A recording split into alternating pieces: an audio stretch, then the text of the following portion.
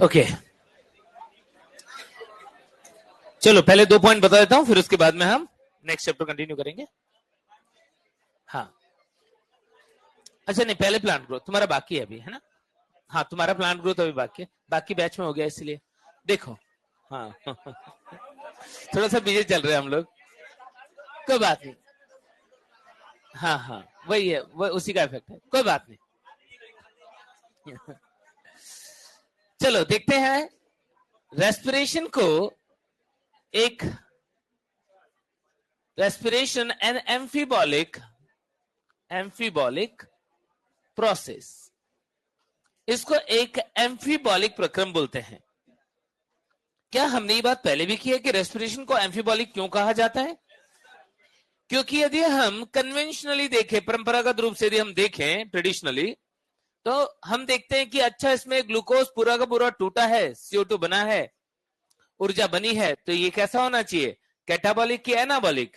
Catabolic, भाई ये लगेगा हमें। लेकिन मैंने तुम लोगों को क्या बताया था कि ये सारी की सारी चीजें जो एजम्पशन है, हम ऐसा मान ले रहे हैं अभी जो हमने पढ़ा कि ऐसा पूरा ब्रेक होता है, लेकिन क्या वास्तव में ये पूरा का पूरा ब्रेक होगा कि इनमें से कुछ मध्यवर्ती बड़े कंपाउंड बनाने में भी यूज होंगे? यस। तो इसीलिए प्रोसेस को ज्यादा सही क्या बोलना रहेगा कि उसको कैटाबॉलिक बोले कि एम्फीबॉलिक बोले? एम्फीबॉलिक। एम्फीबॉलिक सब समझते हो, जिसमें बनने और ब्रेक होने वाली दोनों प्रक्रियाएं साइमल्टेनियसली चलती रहती है, उसको हम क्या बोलते हैं? एम्फीबॉलिक। ठीक है, तो यदि मैं रेस्पिरेटरी सबस्ट्रेट को देखूं, किसको? ग्लूकोज को। तुमने जो अभिक्रिया पढ़ी हुई है, देखो कि ग्लूकोज को तुमने किस तरीके से ब्रेक करवाया था। कार्बोहाइड्रेट से बनाया ग्लूकोज, ग्लूकोज से बनाया तुमने PgAl और DHAP, आगे जाकर के PgL से तुमने बनवा लिया पायरुवेट, पायरुवेट से क्या बनवा लिया था? एसिटाइल कोएंजाइम A, और वही जो केल्विन क्रेब साइकिल चलाया, उसके अंदर OA एसिटाइल कोएंजाइम A से मिलकर के रिएक्शन किस तरीके से किया था कि बहुत सारे इंटरमीडिएट बने थे, उनमें से एक था हमारा अल्फा कीटो ग्लूटेरिक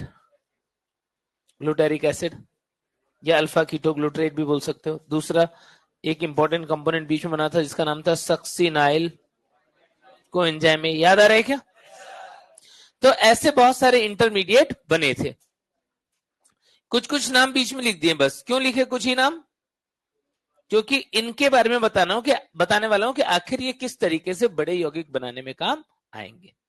ठीक है, पहली बात तो ये। लेकिन यदि एक बात बताओ कि यदि मैं यहां पर कार्बोहाइड्रेट नहीं, लिपिड को श्वसन में उपयोग करना चाहता हूं, कर सकता हूं क्या?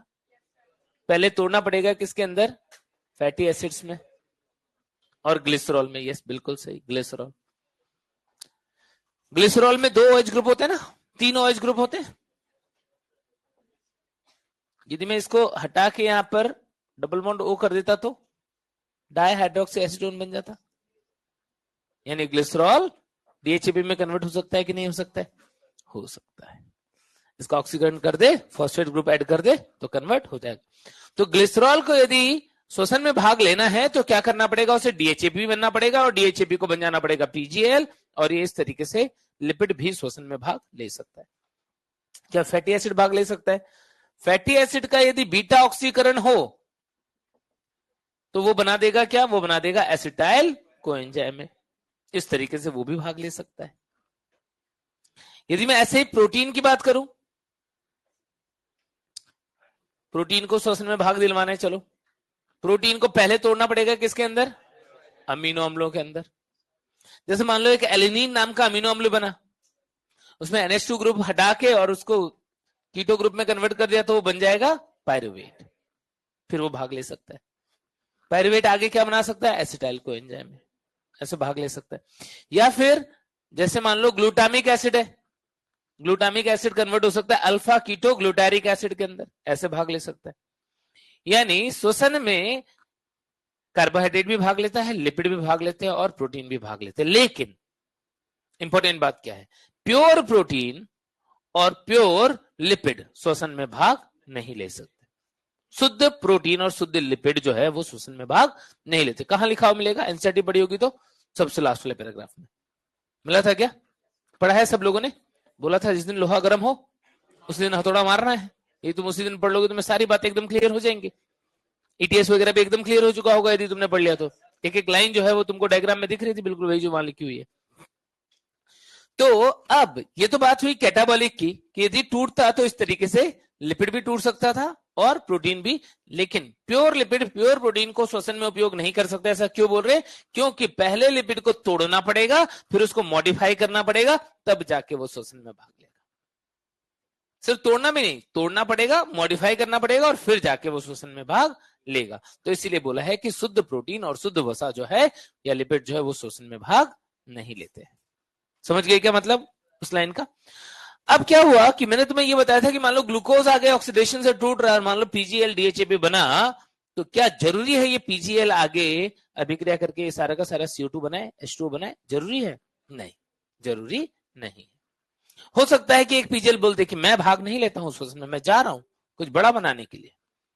तो क्या बनाने चला गया? ये ग्लिसरॉल, और ग्लिसरॉल बाद में लिपिड में कन्वर्ट हो गया। ऐसा हो सकता है कि एस्टाइल को एंजाइम में यहां से भाग जाए, बोले कि मैं तो जा रहा हूं फैटी एसिड बनाने के लिए, और वो लिपिड बना दे। हो सकता है पायरुवेट यहां से निकल के चला जाए, आगे ऑक्सीडेशन ना हो और वो अमीनो एसिड एलेनिन बना ले और एलेनिन से प्रोटीन बन जाए। ऐसे अल्फा कीटोग्लूटराइक एसिड निकल जाए और बोले कि ग्लूटामिक एसिड बनाऊंगा और फिर प्रोटीन बना दे। क्या मध्यवर्ती यौगिक बाहर निकल के कुछ बड़े यौगिक बना सकते हैं? यस। प्रक्रिया को क्या बोलोगे? एम्फीबॉलिक। ये जो सक्सिनाइल कोएंजाइम ए है, ये भी अभिक्रिया से बाहर निकल सकता है और बाहर निकल करके ये क्या बना सकता है? ये बना सकता है हीमोग्लोबिन, क्योंकि इसके पास होता है ये बनाता है पोरफायरिन। पोरफायरिन जानते हो? हीमोग्लोबिन में होता है क्या? Iron porphyrin. तो सक्सिनाइल कोएंजाइम में किसका पूर्व पदार्थ है, प्रीकर्सर है? हीमोग्लोबिन का। क्या और भी कहीं पोरफायरिन होता है? क्लोरोफिल। तो क्या ये क्लोरोफिल का भी पूर्व पदार्थ होगा? यस। ऐसे ही हीमोग्लोबिन जैसा होता है साइटोक्रोम, उसके अंदर भी क्या हो सकता है? उसके अंदर भी होता है पोरफायरिन, यानी वो भी किससे बन सकता है? सक्सिनाइल कोएंजाइम ए से। तो सक्सिनाइल कोएंजाइम ए बना देता है पोरफायरिन, और उनसे आगे हीमोग्लोबिन, क्लोरोफिल और साइटोक्रोम जैसे यौगिक बनते हैं। तो क्या ये भी बड़े कंपाउंड बनाने के लिए निकल गया? यस। इसका मतलब ओवरऑल हम क्या देख रहे हैं कि यस, श्वसन को क्या बोलना ज्यादा सही है, एनाबॉलिक के, कैटाबॉलिक के, एम्फीबॉलिक? एम्फीबॉलिक। समझ गए सब बच्चे? Note it down.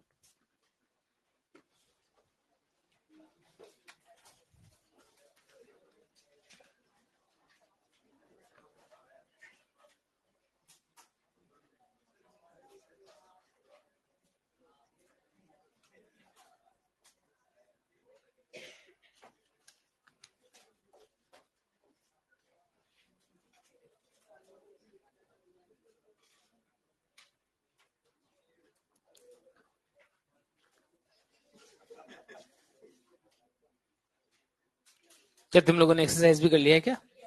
सब बच्चों ने कर लिया क्या? बहुत बढ़िया।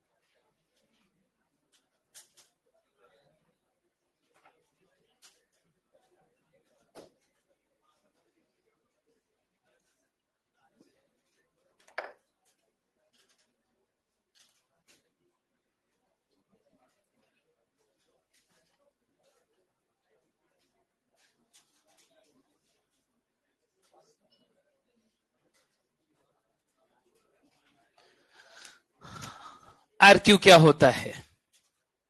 आरक्यू होता है कि जब हम श्वसन की प्रक्रिया कर रहे हैं उसमें कितना CO2 निकला अपॉन कितना O2 यूज हुआ।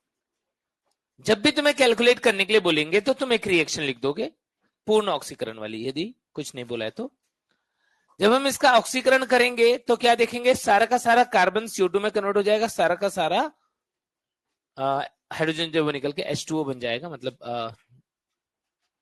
कुछ इस तरीके से कि जैसे मान लो मैं एक एग्जांपल ले लेता हूं, कोई ऐसा चीज जिसका श्वसन में उपयोग तुम्हें पता नहीं हो। एक कार्बनिक एसिड ले लेता हूं C2H2O4। क्या है ये, जानते हो? ये ऑर्गेनिक केमिस्ट्री में पढ़ा है तुमने? ऑक्जेल क्या, ऑक्जेलिक एसिड। ऑक्जेलिक एसिड है ये, होता है क्या ऐसा? मान लो तुम्हें पूछा गया कि ऑक्जेलिक अम्ल का पूर्ण ऑक्सीकरण करना है या श्वसन में उपयोग करना है तो आरक्यू कितना होगा। अब तुमको आता नहीं है कुछ भी, तब तुम क्या करोगे? तुमको पता है कि श्वसन जब होगा तो सारा का सारा कार्बन CO2 बन जाएगा, हाइड्रोजन H2 बन जाएगा और ऊर्जा मुक्त हो जाएगी। ये तो आता है सबको, आता है तो लिख लो रिएक्शन। अगला स्टेप क्या होगा, बैलेंस करना पड़ेगा, इसको बैलेंस करो, वो तुम करो खुद से।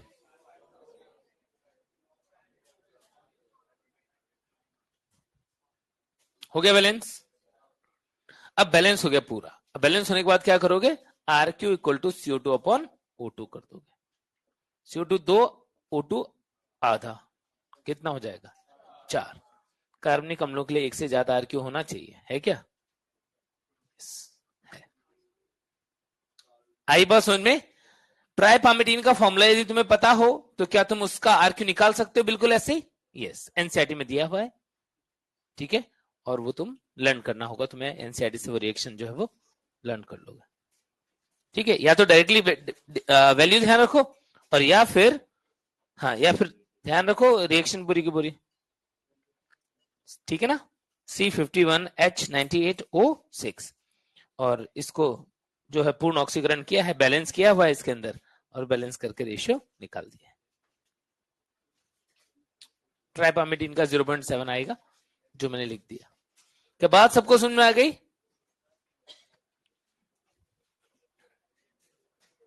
चलो ये छोड़ देता हूं।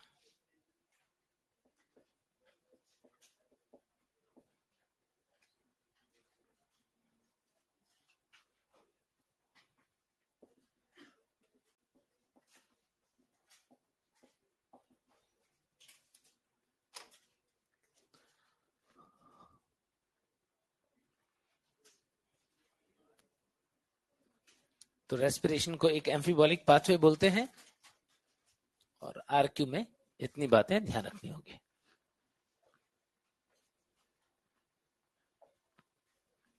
कितने बच्चे जिन्होंने एक्सरसाइज कंप्लीट कर ली है श्वसन की, फर्स्ट सेकंड थर्ड?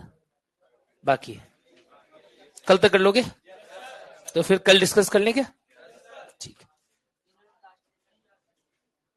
कल है क्लास की परसों? कल है ना। एक्स्ट्रा नहीं लूंगा, अब छोड़ दो, एक्स्ट्रा क्लास छोड़, कर लेंगे, हो जाएगा हो जाएगा। अरे चिंता मत करो, अभी तो 4 लेक्चर आएंगे इस वीक में, 4 लेक्चर आएंगे अभी।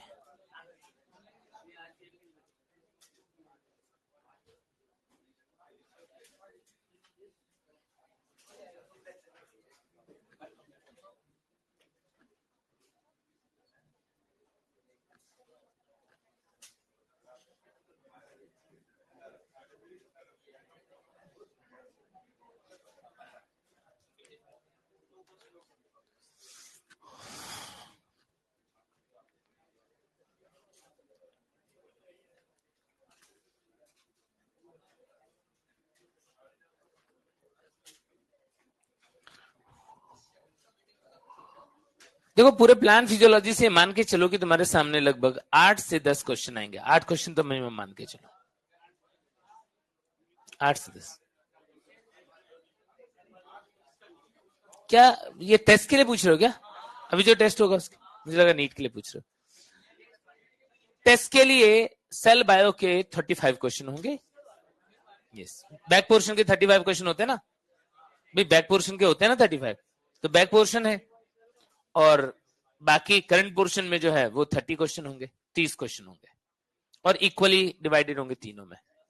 मतलब 30 क्वेश्चन होंगे तो फोटोसिंथेसिस, रेस्पिरेशन और प्लांट ग्रोथ के लगभग इक्वल क्वेश्चन होंगे।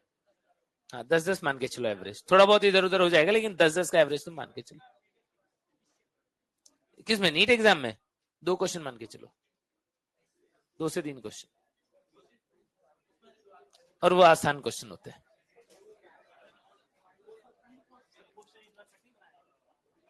पेपर देखो, पेपर मैं कठिन बनाता नहीं हूं, कठिन हो जाता है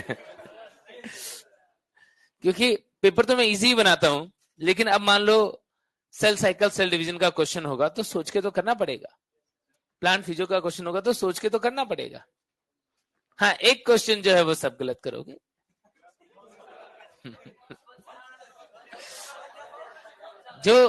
जो मतलब एक क्वेश्चन जो मैं सोच रहा हूँ कि सब गलत करेंगे, जो उसको सही कर लेगा उसको एक चॉकलेट, वो एग्जाम के बाद बताऊंगा ना। तुम सही करोगे?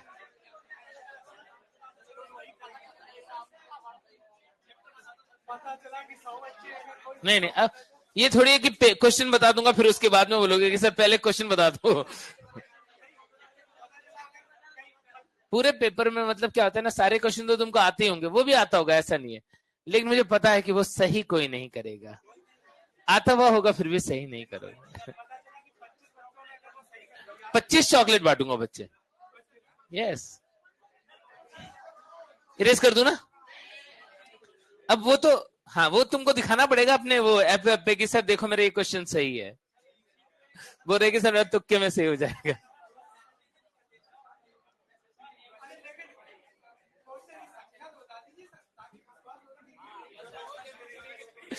नहीं नहीं, अरे नहीं, मैं तो ऐसे मस्ती कर रहा हूँ, ऐसा कुछ भी नहीं है, सारे क्वेश्चन तुम लोग के सही होंगे, चॉकलेट तो मैं तुम्हें ऐसे भी खिला दूंगा।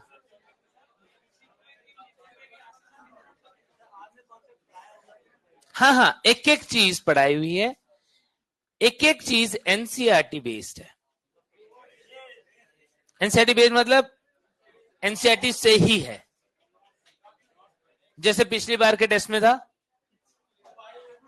पिछली बार का भी तो भाई सारा एनसीईआरटी से ही तो था।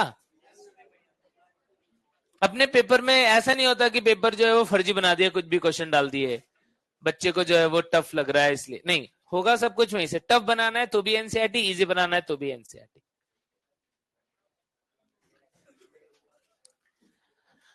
Plant growth and development chapter start कर रहे हैं। प्लांट ग्रोथ डेवलपमेंट चैप्टर में नोट्स लिखने की आजादी है, आजादी इन द सेंस कि इस चैप्टर में बहुत ज्यादा थ्योरेटिकल पार्ट है तो उसको मैं डिक्टेट नहीं करवाऊंगा, तो फिर मैं क्या करूंगा, मैं यहाँ पे बोर्ड पे तुमको पढ़ा रहा हूँ तो उस टाइम पे मैं हर एक चीज जो है उसको लिखूंगा। जिसको नोट करना है, नोट्स बनाना है, वो मेरे साथ साथ में नोट्स बना ले। जिनको ऐसा है जब मैं एक्सप्लेन कर रहा हूं, जब मैं पढ़ा रहा हूं, मैं लिख रहा हूं, तो वो पैरेलल में लिख ले, क्योंकि यहां पर क्या है, जो चीज एक बार बोल दूंगा एक बार में समझ में आ जाएगी, एक बार मैंने बोल दिया बस समझ में आ जाएगी। जिस बच्चे को समझ में नहीं आ रही है एक बार में बात, तो इसका मतलब दिमाग कमजोर नहीं, कान कमजोर है उसका, सुन नहीं रहा है। हाँ, यदि वो सुनेगा तो मुझे एक बार से कोई बात को दूसरी बार समझाने की जरूरत नहीं पड़ेगी। कोई भी कितना भी मतलब नालायक से नालायक बच्चा हो, यदि सुन रहा होगा उसको एक बार में बात समझ में आ जाएगी। तो इसीलिए बहुत ज्यादा जो है वो चीजों को बार बार लिखवा के और इन सब में टाइम पास नहीं करेंगे। तो तुम्हें क्या करना है, एनसीईआरटी की लाइंस को ज्यादा से ज्यादा पढ़ना है। क्वेश्चन भी उससे जाते, कोई भी बाहर क्वेश्चन नहीं आ रहा है, कोई भी कॉन्सेप्ट में जबरदस्ती डीप जाने का मतलब इस चैप्टर में बनता नहीं कि मैं ऑक्सीजन हार्मोन की डिस्कवरी पे एक लेक्चर ले लूं और मैं उसकी पूरी डेप्थ में तुमको बता दूं, पूछ ही नहीं रहे, इसलिए कोई मतलब नहीं। हाँ, लेकिन यदि तुमने ध्यान से लेक्चर सुना तो तुम्हारा टॉपिक यहीं कंप्लीट हो जाएगा, बहुत ज्यादा रटने जैसा नहीं है। इस चैप्टर में बच्चे परेशान कौन होते हैं, जो अननेसेसरी उल्टे पुल्टे क्वेश्चंस के बारे में सोचने लगते हैं। कैसे कि सर प्लांट ग्रोथ को तो ऑक्सीजन भी बढ़ाता है, जिबरलिन भी बढ़ाता है, साइटोकाइन भी बढ़ाता है, यदि हमारे सामने क्वेश्चन आ जाएगा तो हम क्या आंसर करेंगे। ये फर्जी क्वेश्चन जो सोचने लगा वो बेचारा परेशान ही रहेगा। भाई तीनों बढ़ाते तो तीनों बढ़ाते हैं, क्वेश्चन में आएगा तो तीनों आएगा, नहीं तो फिर ऑप्शन ऐसा देंगे कि तुम्हें एक ही मिले। तो तुम्हें वहां पर हर चीज में अपने मन से प्रायोरिटी ऑर्डर सेट करने की जरूरत नहीं है। जो बातें एनसीईआरटी में दी हुई हैं वो हमें पता होनी चाहिए कि भाई यहां पर ये होता है। आई बात सुनने? तो बच्चे गड़बड़ क्यों करते? जैसे मान लो मैंने बोला तुमको कि थायरोक्सिन की कमी से भी हाइट नहीं बढ़ती है, ग्रोथ हार्मोन की कमी से भी हाइट नहीं बढ़ती है। तो कोई बच्चा ये सोचता है अच्छा और उससे भी, ये तो कंफ्यूजिंग बात है, ऐसा कैसे हो रहा है, दोनों से कैसे नहीं बढ़ रही है? क्वेश्चन आ जाएगा तो हम क्या करेंगे? क्या तुम सोचते हो? नहीं, यू एक्सेप्ट इट कि हाँ भाई दोनों हार्मोन जो है उनकी कमी से वृद्धि रुकती है। तो बिल्कुल वैसे यहां पर यदि ग्रोथ प्रोमोटर हार्मोन का काम ग्रोथ प्रमोट करना है, सब में तो है। यदि कोई ग्रोथ इनहिबिटर हार्मोन है, मान लो इथाइलिन भी ग्रोथ इनहिबिट करता है, एब्सिसिक एसिड भी करता है, तो दोनों से ही सेनेसेंस होगा, दोनों से तो होगा। यदि दोनों काम करते हैं सेम काम, तो हमें ध्यान रखना है करते हैं। क्यों? क्योंकि कुछ हार्मोन के फंक्शन सिनर्जिस्टिक होते हैं, कुछ के एंटागोनिस्टिक होते हैं, है ना। तो इसीलिए वहां पर अननेसेसरी अपने आप को डाउटफुल क्वेश्चंस में डालने की जरूरत नहीं है। जितना नहीं डालोगे उतना स्मूथ रहेगा, उतना आराम से क्वेश्चन बनेगा। नीट में क्वेश्चन एनसीईआरटी से आते हैं, कोई ऐसा कंफ्यूजिंग क्वेश्चन नहीं आते। जहां प्रायोरिटी ऑर्डर की जरूरत होगी मैं तुम्हें आगे से ही बता दूंगा, भाई ये ध्यान रखना, ये प्रायोरिटी ऑर्डर है ना। तो इसलिए परेशान होने की उसमें जरूरत तुमको नहीं रहेगी। तो नोट्स लिखना मैंने तुम्हारे ऊपर छोड़ा हुआ है कि जिस बच्चे को साथ साथ में लिखना है वो लिख सकते हो, और जिसको नहीं लिखना है वो एनसीईआरटी तो पढ़ेगा ही पढ़ेगा। ठीक है, एनसीईआरटी पढ़नी है और क्वेश्चन जो है वो सारे करने हैं। तो सबसे पहले यदि मैं बात करूं कि वृद्धि क्या होती है, पादप में वृद्धि क्या होती है? वृद्धि क्या जीवों में, सजीवों में होती है कि सजीव निर्जीव दोनों में होती है? दोनों में होती है। ग्रोथ जो है वो मुख्यतः तो सजीवों का लक्षण है, लेकिन कभी कभार अपवाद स्वरूप निर्जीवों में भी ग्रोथ दिखाई देती है। लेकिन क्या दोनों ग्रोथ की बात करें तो एक ही जैसा होता है कि अंतर होता है? अंतर होता है। वृद्धि दोनों में होती है, लेकिन वृद्धि में अंतर तो होता है। वृद्धि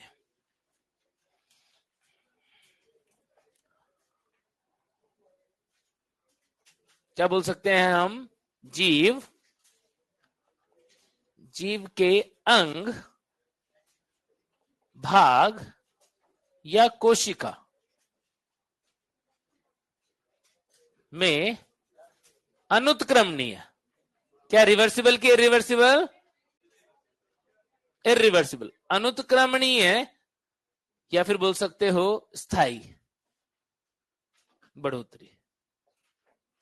क्या हम लिविंग के लिए जब ग्रोथ को डिफाइन करते हैं तो हम ऐसा ही बोलते हैं कि ग्रोथ जो है वो जीवों में स्थायी रूप से, अनुत्क्रमणीय रूप से वृद्धि होती है। किसके अंदर? स्थायी रूप से, अनुत्क्रमणीय स्थायी रूप से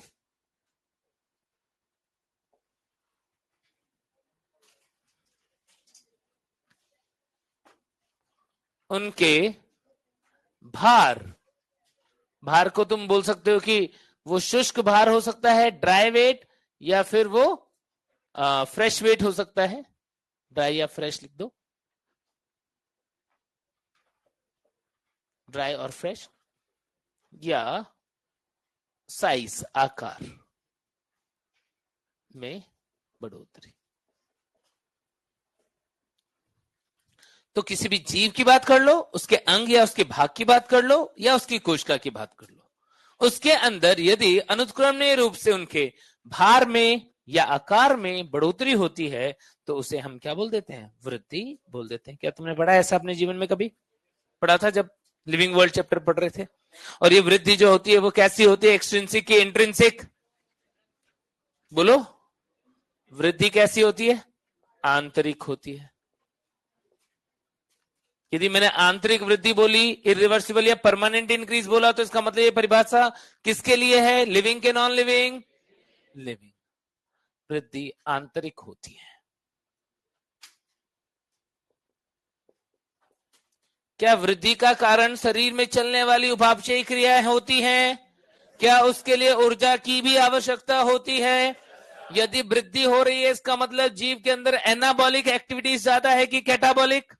एनाबॉलिक, यस। वृद्धि उपापचय क्रियाओं के कारण होती है।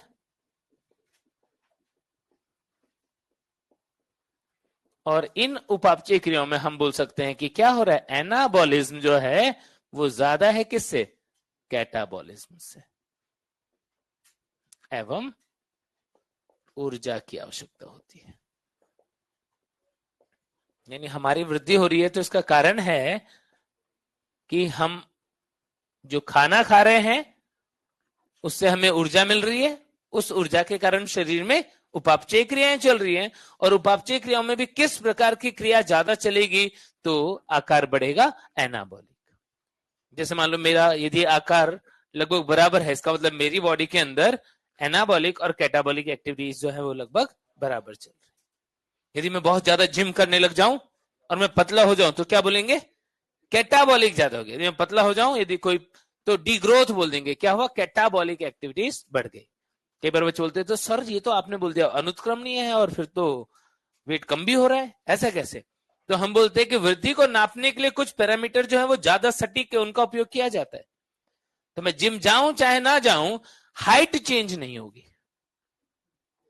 यानी हाइट जो है, लेंथ जो है, वो एक ऐसा पैरामीटर है जो ज्यादा एक्यूरेट है और उसके अंदर हमें अनुत्क्रमणीय प्रकार का परिवर्तन दिखता है, उत्क्रमणीय नहीं होता। वो कम नहीं हो सकती, वो बढ़ कम नहीं सकती है। हाइट बढ़ गई, अब हाइट छोटी नहीं होगी, इसीलिए क्या बोलते हैं, अनुत्क्रमणीय, ये स्थायी।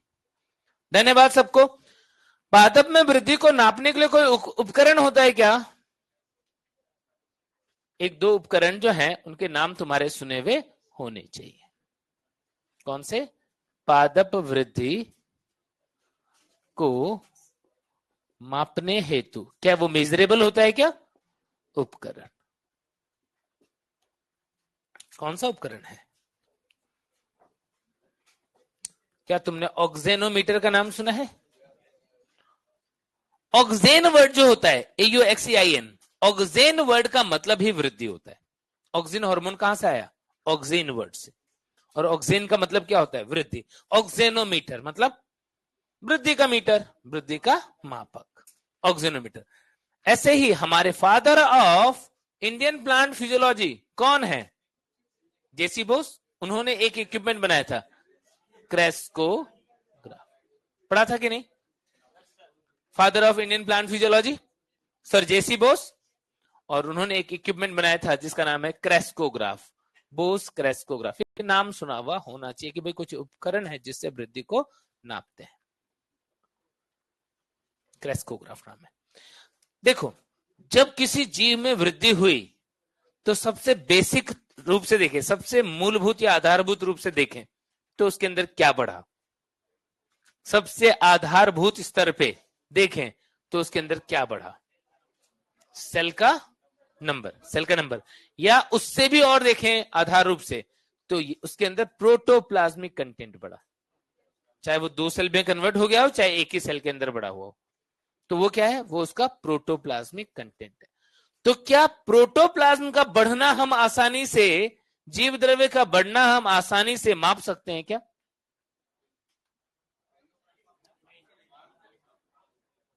कि एक सेल के अंदर प्रोटोप्लाज्म बढ़ गया, क्या वो आसानी से दिखेगा? क्या हमारी वृद्धि हो रही है, तुम्हारी वृद्धि हो रही है, तो तुम्हारे अंदर प्रोटोप्लाज्म, एक सेल के अंदर प्रोटोप्लाज्म बढ़ा, वो आसानी से दिखेगा क्या? लेकिन क्या तुम्हारी लंबाई आसानी से दिखेगी क्या? तुम्हारा भार आसानी से दिखेगा क्या? यस। तो जब भी जीव में वृद्धि हो रही है तो उसके प्रोटोप्लाज्म में तो वृद्धि हो रही है, लेकिन जीव के या उसके अंग का के अंदर यदि हम वृद्धि को मापते हैं तो ज्यादा अच्छा पैरामीटर क्या होगा कि हम उसकी लंबाई को देख लें या उसके भार को देख लें, कुछ ऐसी चीजें। तो क्या क्या पैरामीटर हो सकते हैं, देखो।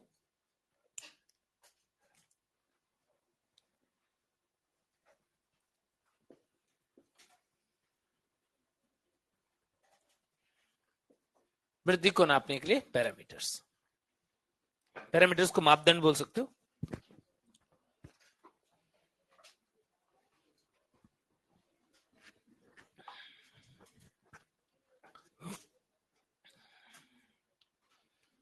क्या हो सकता है? लंबाई, सतही क्षेत्रफल,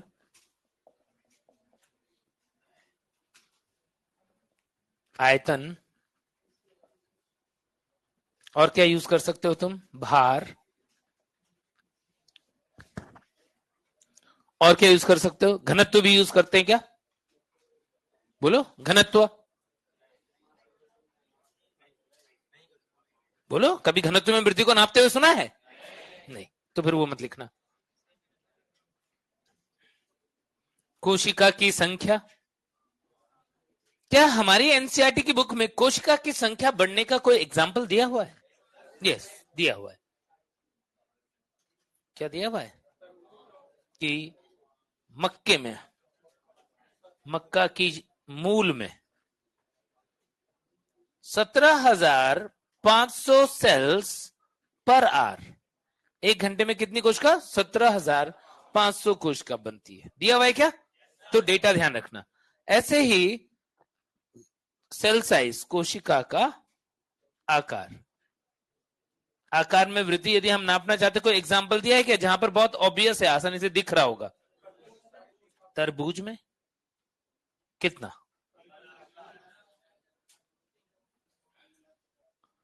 तरबूज की कोशिका 3,50,000 गुना। कितने दिन में? प्रतिदिन, एक दिन में। तो ये डेटा जो है वो ध्यान रखना, इस तरीके से हम ग्रोथ को मेजर कर सकते हैं इन पैरामीटर्स में। ये पैरामीटर्स है जिसमें हम ग्रोथ को मेजर कर सकते हैं। वृद्धि की फेजेस कौन कौन सी होती है?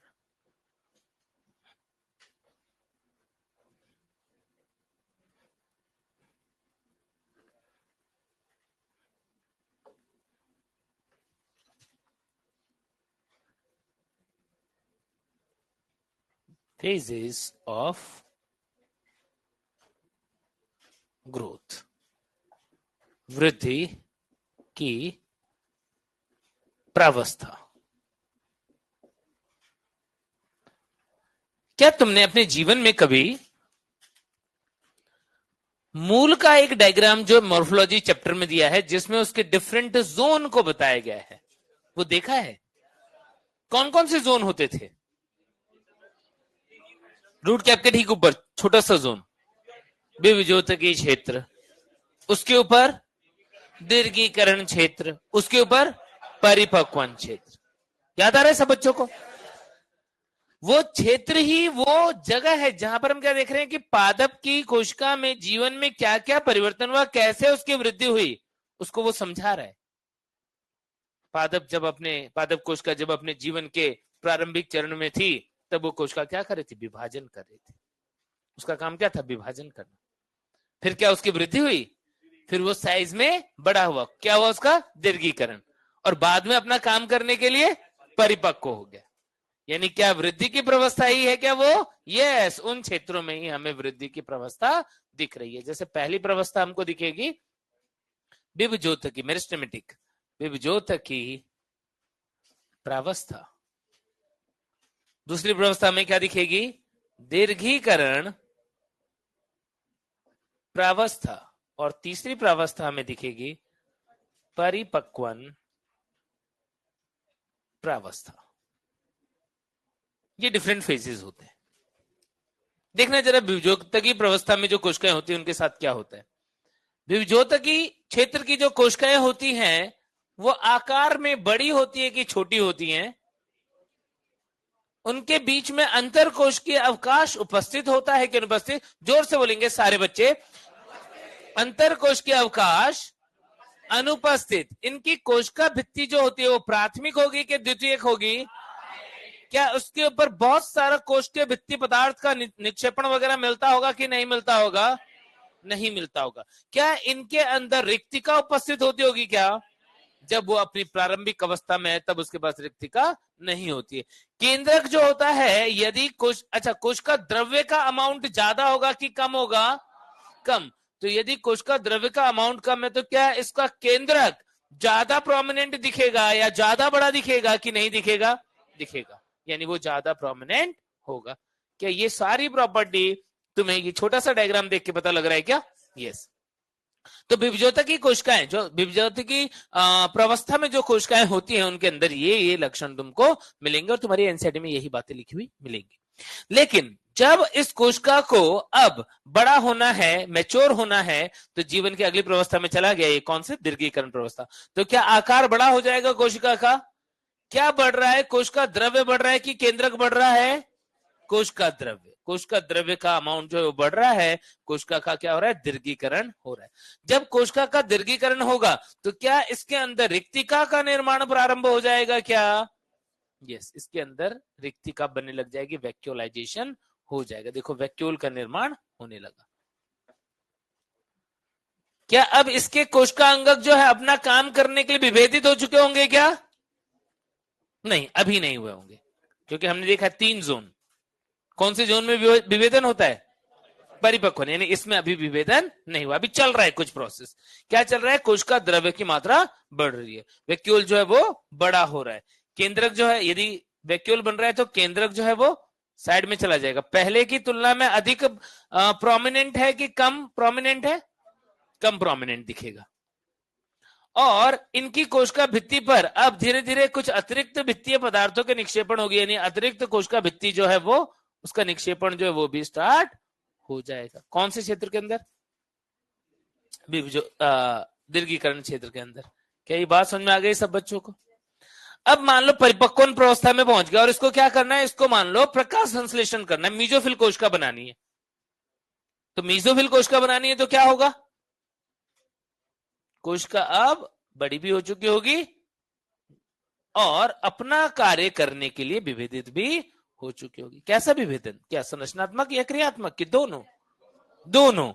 यानी संरचनात्मक रूप से इसको जिस भी चीज की जरूरत होगी ये वो बना लेगा। तो यदि ये मीजोफिल सेल बन रहा है तो इसको किस कोशिका अंग की सबसे ज्यादा जरूरत पड़ने वाली, बताओ, जोर से बोलो। तो क्या इसका मतलब अब हर एक कोशिका जो है उसके अंदर क्लोरोप्लास्ट का विभेदन हो चुका होगा, यानी इसके अंदर हमें ग्रीन कलर की बॉडीज दिखेंगी। तो ये तो हो गया संरचनात्मक विभेदन।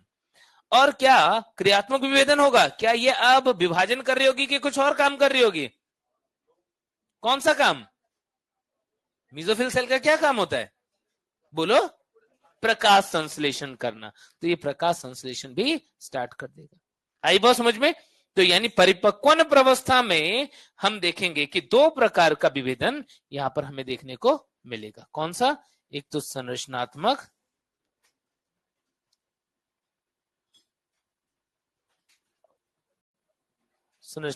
विभेदन और क्रियात्मक विभेदन। मैं तुमसे एक सवाल पूछना चाहता हूं कि किस कोशिका में ये संरचनात्मक और क्रियात्मक विभेदन के दौरान उसकी कोशिका द्रव्य की मृत्यु होना अति आवश्यक होता है? कौन सी कोशिका है पादप के अंदर, कौन सी कोशिका है जिसके संरचनात्मक और क्रियात्मक विभेदन के दौरान उसकी मृत्यु होना बहुत जरूरी है? यस। क्या हो सकता है? ट्रैकिड, वेसल, स्क्लेरिन काइमा टिश्यू जहां पर भी है, चाहे वो फाइबर हो, स्क्लैरिड हो, तो उनको अपना काम करने के लिए क्या होना होगा? मृत होना होगा। तो ऐसे जो भी चेंजेस करने हैं ताकि वो अपना काम करने लग जाए, संरचनात्मक और क्रियात्मक, वो कौन सी प्रवस्था में होगा?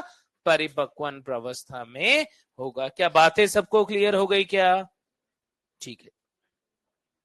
तो ये तो बात हो गई किसकी? फेजेस की, कि आखिर कोशिका के अंदर कौन कौन से फेजेस होते हैं। यदि हमें पादप के अंदर किसी भाग में वृद्धि को स्टडी करना है, लेट सपोज रूट में ही, तो तुम क्या देखोगे? हमारी एनसीईआरटी में एक डायग्राम दिया हुआ है, एक बीज दिया हुआ है ऐसा,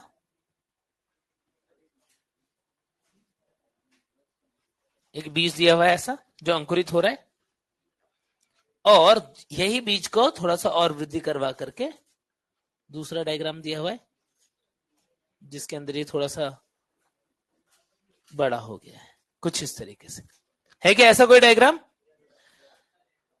तो इसमें एक बात ध्यान देना सब बच्चे, थोड़ा लेवल से ही बना देता हूं कंपेयर करने के लिए।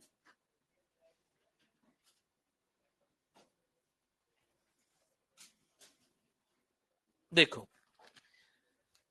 मान लो कि ये एक मूल जो है वो विकसित हो रही है सीड में से, बीज में से अंकुरित हो रहा है बीज, तो इसके अंदर जितनी विभजोतक कोशिका आज है उतनी ही विभजोतक कोशिका हमें कल भी मिलेगी, परसों भी मिलेगी। क्या ऐसा होगा क्या? नहीं। आज यदि 1000 विभजोतक कोशिका है तो कल 2000 होगी क्या? परसों 4000, फिर 10, फिर 8000, फिर 16000, फिर 32000। ट्यूमर की बात कर रहे हैं क्या? तो ट्यूमर जैसा आंसर क्यों दे रहे हो भाई? ऐसा तो ट्यूमर में होता है कि कोशिकाएं पगला जाती हैं, अनवांटेड अनकंट्रोल्ड ग्रोथ करने लग जाती है, विभाजन कर रही है, पता नहीं क्या करना है, शरीर का सारा खाना खत्म करके और फिर बढ़ती जाती है। क्या पादप के अंदर जब किसी भाग की वृद्धि होती है तो क्या वहां पर भी कोशिकाएं पगलाई हुई होती है क्या? नहीं। उन्हें पता है कि मैं विभाजन क्यों कर रही हूं, क्योंकि मुझे कुछ परमानेंट कोशिकाएं बनानी है। तो वो हमेशा विभाजन कैसे करती है, जहां पर हमेशा तो नहीं बोलूंगा, मोस्टली बोलूंगा, मोस्टली कैसे विभाजन करती है? एक कोशिका विभाजन करके दो कोशिका बनाएगी, तो एक को स्थायी बनाने के लिए दे देगी, एक को विभजोतक रखेगी। ऐसा करती है कि नहीं करती है? यानी 1000 कोशिका आज है तो कल भी कितनी होगी? लगभग 1000 ही होगी। अगले दिन भी देखेंगे तो उतनी ही होगी। तभी तो हमें प्लांट की टिप हमेशा छोटी दिखती है, तो छोटी दिखती है। ऐसा थोड़ी होता है कि बचपन में छोटी थी, बड़ी हुई तो टिप इतना, अपाइकल बड़ी इतना बड़ा, और बड़ी हुई तो इतना बड़ा अपाइकल बड़ा। ऐसा होता है क्या? नहीं, अपाइकल बट ऑलवेज छोटा होता है तो छोटा ही होता है। होता है कि नहीं? इसका मतलब इसकी टिप पे जितनी सेल्स थी उतनी ही सेल्स आज भी रहेंगी। इस भाग को यदि मैं पैरेलल लाइन बना करके देखूं तो टिप और मेरिस्टेमेटिक जोन जो है, इनके बीच की लाइन जो है वो मुझे एक दूसरे के समानांतर दिखेगी। मुझे पता लग जाएगा कि इन दोनों, इस वाले भाग में कोई परिवर्तन या कोई वृद्धि नहीं हुई। लेकिन यदि मैं दीर्घीकरण क्षेत्र को देखूं तो यहां पर मुझे ऐसा काफी ज्यादा फैलता हुआ दिखाई देगा। परिपक्वन क्षेत्र को फिर से देखूं तो परिपक्वन क्षेत्र में भी मुझे कोई ज्यादा परिवर्तन नहीं दिखा, क्योंकि उसकी कोशिका भी अब बहुत ज्यादा वृद्धि नहीं करती। सबसे ज्यादा वृद्धि कौन से क्षेत्र में होती है? इलोंगेशन। तो ये पैरेलल लाइन टेक्निक जो होती है, इससे हम बीज के अंदर किसका पता लगा सकते हैं? दीर्घीकरण क्षेत्र का पता लगा सकते हैं। इस टेक्निक को क्या बोलते हैं? समानांतर रेखा तकनीक। क्या नाप रहे हैं इससे? यस, दीर्घीकरण क्षेत्र को हम स्टडी कर पा रहे तकनीक, पैरेलल लाइन टेक्निक। ठीक है, ये एनसीईआरटी में दिया हुआ एक अलग से छोटा सा डायग्राम, तो इसलिए मैंने तुमको बता दिया। वहां पे नीचे लिखा हुआ है कि इससे हम जो क्षेत्र में ये ऑब्लिक दिख रहा है, हमको तिर्यक रूप से दिख रहा है, वो मेनली दीर्घीकरण क्षेत्र होता है। क्या इतनी बातें क्लियर है सब बच्चों को? हाँ, कौन सी? हाँ, प्रारंभ से जैसे मूलांकुर बन गया तो अपाइकल मेरिस्टेम लगभग उतना ही रहेगा, लगभग रहेगा। वो एम्ब्रियो स्टेज में बढ़ गया ना, एम्ब्रियो स्टेज में बढ़ गया, फिर लगभग इतना ही रहता है। हाँ, क्या है? टिप पे, अपाइकल का मतलब शीर्ष, शीर्ष विभजोतक फैलता हुआ दिख रहा है। वो इसमें अपाइकल मेरिस्टेम वाले क्षेत्र को बताया ही नहीं गया है। पढ़ो नीचे लाइन, बताया गया है क्या? बताया ही नहीं गया है, क्योंकि वो फैल रहा है तो है ही नहीं वो अपाइकल मेरिस्टेम, वो तो पैरेलल होगा। टिप, एनसीईआरटी में ये वाली लाइन बनाई नहीं गई है, ये नीचे वाली लाइन जो मैंने बनाई नहीं गई है। समझो तो सही। ठीक है, क्यों नहीं बनाया गया है? यही तो मैं बता रहा हूं कि ये होगा पैरेलल। यदि बना दे तो पैरेलल, मतलब ये दीर्घीकरण क्षेत्र नहीं है। इसके ऊपर वाले हैं तिर्यक, तो इसका मतलब वो दीर्घीकरण क्षेत्र है। हाँ, देखो हमने यहाँ पे लेबलिंग क्या की, देखो इसके ऊपर से ही तो की। एनसीईआरटी में यही वाले को क्या होता है? A B C D. यहाँ पर क्या लिखा हुआ है? यहाँ पर लिखा हुआ है ए बी सी डी। चलो, अब बहुत सारे प्रकार होते, वृद्धि के बहुत सारे प्रकार होते, वृद्धि के प्रकार, टाइप ऑफ ग्रोथ। देखो यहां पर बहुत आसान आसान सी बातें हम करने वाले हैं।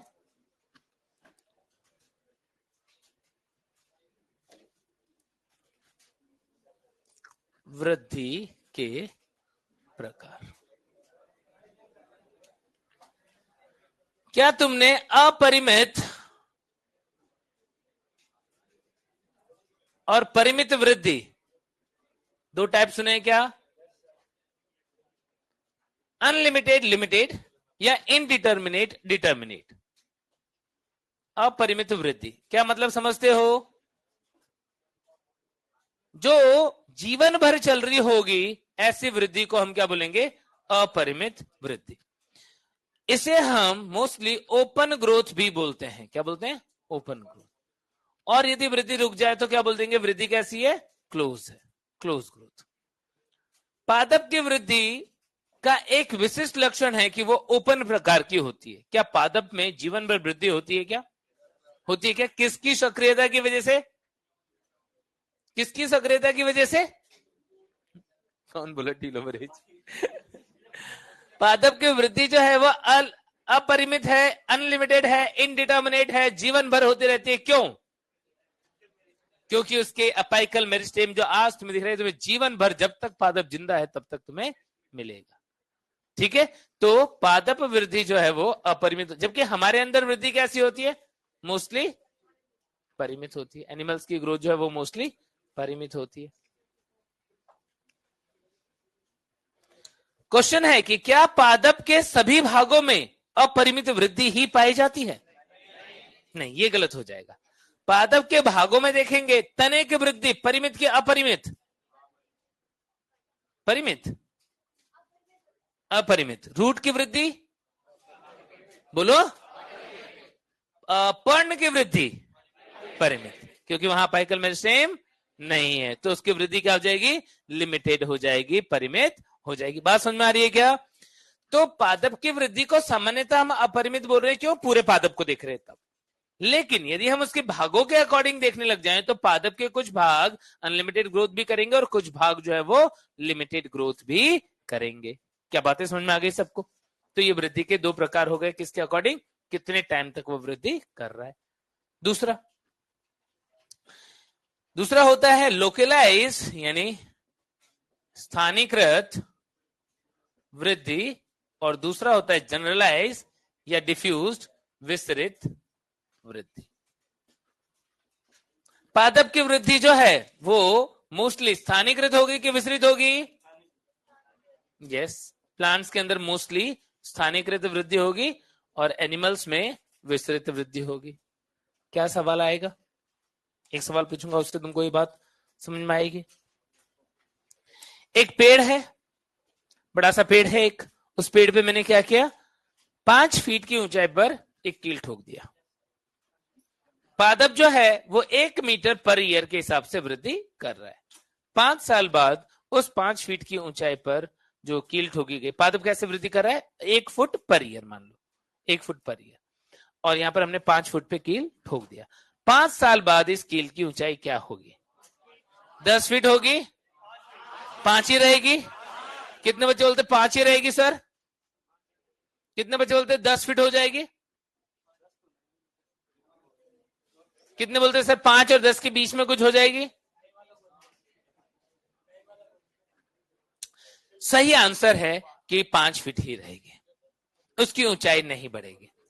जिन बच्चों को मेरी ये बात समझ में नहीं आ रही है उनके लिए, हाँ अभी एक्सप्लेनेशन नहीं दिया ना, इसलिए समझ में नहीं आई है। ऐसा नहीं कि समझाया नहीं तो समझ में कहां से आएगी? अब समझाऊंगा, एक बार में समझाएगी तुमको। जिन भी बच्चों को ये बात खुद से समझ में नहीं आई है वो मेरे एक सवाल का, वो मेरे एक एग्जाम्पल को ध्यान से सुने और उसका जवाब दे। बच्चे तुम खड़े हो जाओ। ये बच्चा जब 5 साल का था तभी अपनी नानी के यहां गया। इसकी नानी के घर पे एक आम का पेड़ था और उन्होंने आम के पेड़ के एक शाखा में रस्सी वस्सी बांध के इसके लिए, बच्चे के लिए झूला लटका दिया। झूला जो है वो जमीन से 2 फीट की ऊंचाई पे था ताकि आराम से उसके ऊपर बैठ करके झूल पाए। तभी बच्चा कितने साल का था? 5 साल का था। अब मान लो आज ये बच्चा जो है वो 18 साल का हो गया है, बीच में ये कभी गांव गया नहीं, और पादप को इससे कोई मतलब नहीं। पादप 1 मीटर पर ईयर से वो वृद्धि कर रहा है। तुम गांव जाओ ना जाओ, झूले पे झूलो ना झूलो, उसको फर्क नहीं पड़ रहा है। वो 1 मीटर पर ईयर की दर से वृद्धि कर रहा है। अब ये 18 कितने साल बाद? 13 साल बाद, 18 साल के, कितने साल के बच्चे? 18 का मान लेते, 18 साल का है मान लो, तो 13 साल बाद जो है ये अपने घर पे गया, अपनी नानी के यहाँ गया मान लो, अभी सिलेबस वगैरह हो गया उसके बाद में छुट्टे वट्टे मनाने, तब इसको उस झूले पे चढ़ने के लिए कितने लंबे सीढ़ी की आवश्यकता होगी? पहला ऑप्शन है 13 मीटर की सीढ़ी चाहिए इसको, दूसरा ऑप्शन है 5 मीटर की सीढ़ी चाहिए, तीसरा जो है सीढ़ी की आवश्यकता अभी भी इसको बिल्कुल भी नहीं होगी। क्या आंसर बोलोगे? क्या इसे सीढ़ी की आवश्यकता होगी? क्या हमने अपने घरों पे देखा है कि जब झूला लगा लेते तो साल दर साल झूले पे चढ़ने के लिए हमको सीढ़ी की आवश्यकता पड़ने लग जाती है? पादप की वृद्धि तो हो रही है, सीढ़ी की आवश्यकता क्यों नहीं पड़ रही है? यस, वेरी गुड, बिल्कुल सही बेटा। तो क्या तुमको वो कील वाला एग्जांपल नहीं समझ आया था, तो ये एग्जांपल समझ आ गया? यस, इसका मतलब पादप अपनी जड़ों से ऊपर की तरफ वृद्धि नहीं कर रहा, बेस से ऊपर की तरफ वृद्धि नहीं कर रहा, वो बेसिपिटल ग्रोथ नहीं है, बल्कि वृद्धि कहां से हो रही है? Apical meristem. उसकी शाखाएं बड़ी होंगी, उसका तना जो है वो ऊपर की तरफ वृद्धि करेगा, ऐसा नहीं होगा कि उसका जो स्टेम का जो बेस है वहां से वृद्धि हो। इसका मतलब क्या वृद्धि पूरे भाग में होती है कि कुछ कुछ भागों में होती है? ऐसे वृद्धि को हम क्या बोल रहे हैं? स्थानीयकृत वृद्धि। पादपों में वृद्धि कैसी होती है? मोस्टली स्थानीयकृत होती है। समझ गए क्या आप सब बच्चे? ठीक है, इसीलिए सही आंसर क्या होता है कि 5 फीट की ऊंचाई पर यदि कील ठोका है तो कील की ऊंचाई कितनी रहती है? आप कितने भी साल बाद देख लो वही रहेगी। बढ़ेगा तो क्या? उसका गर्थ बढ़ेगा। यदि वो पेड़ है उसके अंदर द्वितीयक वृद्धि होती है तो गर्थ बढ़ेगा। यानी द्वितीयक वृद्धि नाम की भी कोई चीज होती है क्या? तो वृद्धि का दूसरा टाइप कि प्राथमिक वृद्धि होती है एक, और दूसरी होती है द्वितीयक वृद्धि। द्वितीयक वृद्धि क्या होता है? प्राथमिक वृद्धि यदि पादप की लंबाई में वृद्धि है, पादप लंबाई में वृद्धि, तो उसको हम क्या बोलेंगे? प्राथमिक वृद्धि। यदि पादप की मोटाई में वृद्धि है तो उसे बोलेंगे द्वितीयक वृद्धि। कारण क्या है? प्राथमिक वृद्धि किसकी वजह से हो रही है? प्राइमरी मेरिस्टेम, प्राथमिक विभजोतक के कारण होगी। क्या कोई एग्जाम्पल बता सकते हो? एग्जाम्पल अपाइकल मेरिस्टेम, शीर्षस्थ विभजोतक। क्या शीर्षस्थ विभजोतक की वजह से पादप की लंबाई बढ़ रही है? इंटरकैलरी मेरिस्टेम, अंतर्वेशी विभजोतक, ये टर्म्स तुम्हारे सामने कहां आएंगे? यस, एनाटॉमी में। अभी फिर भी मैं तुमको बताते जाऊंगा जहां पर भी जितनी जरूरत होगी कि मूल या तने के शीर्ष पे जो विभजोतक है वो अपाइकल मेरिस्टेम या शीर्षस्थ विभजोतक है, उससे लंबाई बढ़ रही है। कई बार घास वगैरह के अंदर तुमने देखा होगा जो उनके तने होते हैं उसमें छोटे छोटे गिठान जैसे होते हैं, उनको हम नोड बोलते हैं। तो नोड वोड के ऊपर यदि मेरिस्टेम है तो उसे क्या बोलेंगे? अंतर्वेशी विभजोतक। इनकी एक्टिविटी से पादप की लंबाई में वृद्धि होती है। द्वितीयक वृद्धि होती है पादप की मोटाई में वृद्धि। मोटाई में वृद्धि किसकी वजह से होगी? Mostly secondary meristem. मोस्टली किसकी एक्टिविटी की वजह से होगी? सेकेंडरी मेरिस्टेम, द्वितीयक विभजोतक।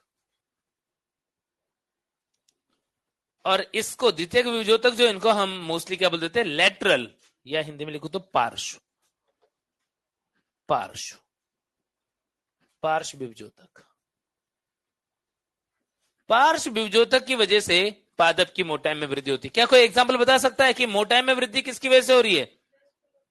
यस, वेरी गुड, कैम्बियम, जिसके अंदर तुम एधा, जिसको तुम बोल देते हो कि ये हो सकता है संवहन एधा या फिर काग एधा, कॉर्केम्बियम।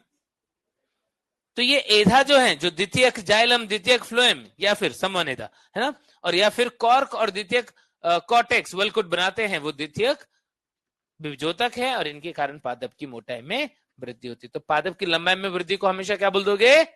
प्राथमिक वृद्धि। मोटाई में वृद्धि को क्या बोल दोगे? द्वितीयक वृद्धि। क्या इतनी बातें समझ में आ गई हैं सब बच्चों को? क्या कोई बच्चा है जिसको यहां तक में कहीं भी कोई दिक्कत आई? क्लियर है सारी बातें? एक बार में आ रहे समझ में? सुन रहे हो इसका मतलब? किसको? यदि तुम अपाइकल मेरिस्टेम को कट कर दोगे तो क्या होगा? पादप की लंबाई में वृद्धि रुक जाएगी। लेकिन फिर वो क्या करेगा? यदि उसके पास में यहाँ पर कोई लेटरल मेरिस्टेम है या लेटरल बड है तो उससे क्या करेगा? नई शाखा बना करके फिर वृद्धि करना स्टार्ट करेगा, यानी वो स्टेम तो वृद्धि नहीं करेगी लेकिन साइड से वृद्धि स्टार्ट हो जाएगी, ये शाखाओं में बढ़ जाएगा। शीर्ष प्रभावित पढ़ेंगे इसी चैप्टर में आगे। यस, इसी चैप्टर में आगे आएगा वो। वृद्धि के और प्रकार में देखो,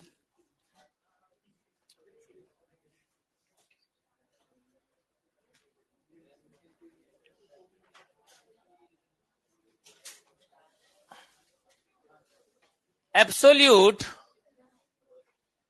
परम, एब्सोल्यूट ग्रोथ परम वृद्धि, या फिर रिलेटिव ग्रोथ, क्या बोलते हो, सापेक्ष वृद्धि।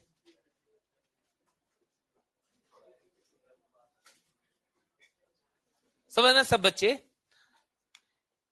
कि एब्सोल्यूट ग्रोथ की बात करें, एजी लिख रहा हूं शॉर्ट में, तो अंतिम आकार माइनस प्रारंभिक आकार, अंतिम आकार माइनस प्रारंभिक आकार कर दें, final size minus initial size, तो क्या आ जाएगा, परम वृद्धि या एब्सोल्यूट ग्रोथ आ जाएगा। और यदि मैं रिलेटिव ग्रोथ निकालना चाहता हूं तो फिर क्या करना पड़ेगा, अंतिम आकार माइनस प्रारंभिक आकार बटा प्रारंभिक आकार, यानी पहले क्या साइज था उसके सापेक्ष में कितनी वृद्धि हुई है उसको हम क्या बोल देते हैं, रिलेटिव ग्रोथ। क्या बोल देते हैं, रिलेटिव ग्रोथ। क्या तुम्हें ग्रोथ पता है तो ग्रोथ रेट बता सकते हो क्या, क्या होगा वृद्धि दर, वृद्धि दर क्या होगा, बताओ। इकाई समय में होने वाली वृद्धि। वृद्धि दर क्या होता है, पर यूनिट टाइम कितनी वृद्धि हुई है। यानी कोई तुम्हें एब्सोल्यूट ग्रोथ और एब्सोल्यूट ग्रोथ रेट पूछे तो दोनों में क्या अंतर आएगा कि फाइनल माइनस इनिशियल साइज कर दिया तो एब्सोल्यूट ग्रोथ आ गया। एब्सोल्यूट ग्रोथ रेट क्या होगा कि आपने कितने समय में ये आकार में अंतर को नापा, उस समय से उसको क्या कर दो, भाग दे दो, आ जाएगा दर, आ जाएगी कि नहीं आ जाएगी। यस। फिर हमारी एनसीईआरटी में यहां पर दो क्वेश्चन दिए हुए डायग्राम की फॉर्म में कि एक लीफ है जिसका आकार 5 सेंटीमीटर स्क्वायर है, बढ़ करके हो गया 10 सेंटीमीटर स्क्वायर। दूसरा, यदि यही लीफ जो है वो 50 सेंटीमीटर स्क्वायर का है और बढ़ के हो गया 55 सेंटीमीटर स्क्वायर। 55 सेंटीमीटर स्क्वायर का सतही क्षेत्रफल हो गया। बताओ किस में वृद्धि ज्यादा हुई है, पहले में कि दूसरे में। पहले में।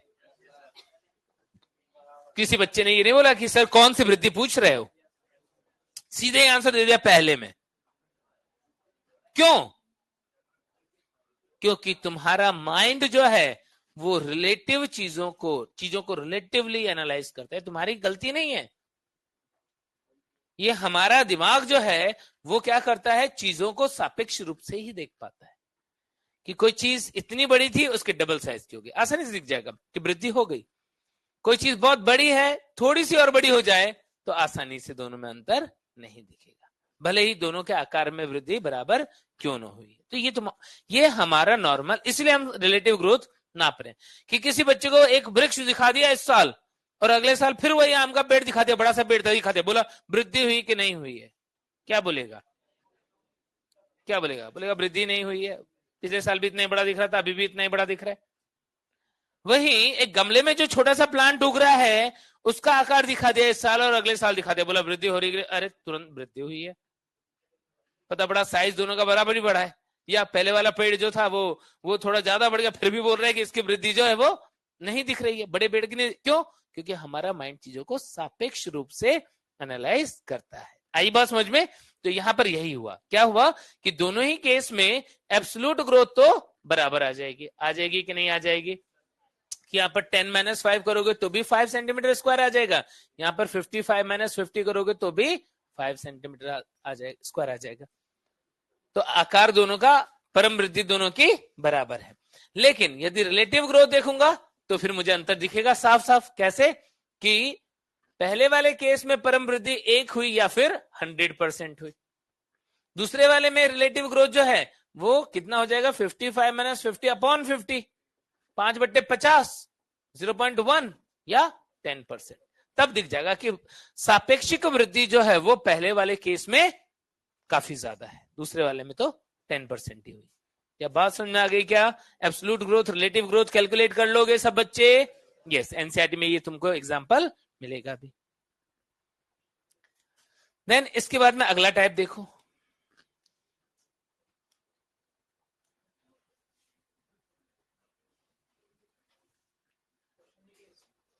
हाँ बच्चे टेस्ट में पेपर आउट करवाने का बच्चा, फिर ऐसे नहीं होगा पेपर आउट। बोलो, पेपर आउट करवाना है क्या? करवाना है क्या? अरे नहीं सर, पुलिस पकड़ ले जाएगी। तो कौन करवाना चाह रहा है? तुम पेपर आउट करवाना चाह रहे बच्चे?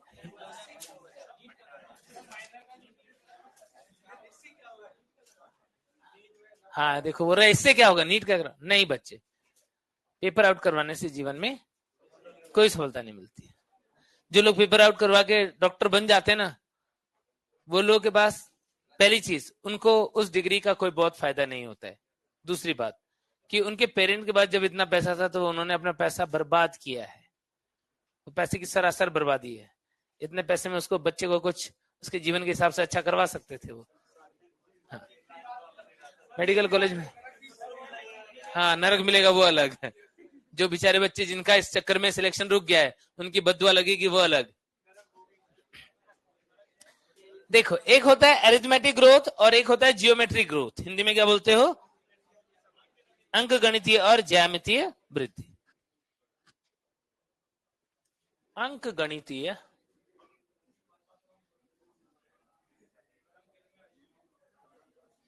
वृद्धि, अरिथमेटिक ग्रोथ को अंक गणितीय वृद्धि बोलते हैं, और जियोमेट्रिक ग्रोथ ज्यामितीय वृद्धि बोलते हैं।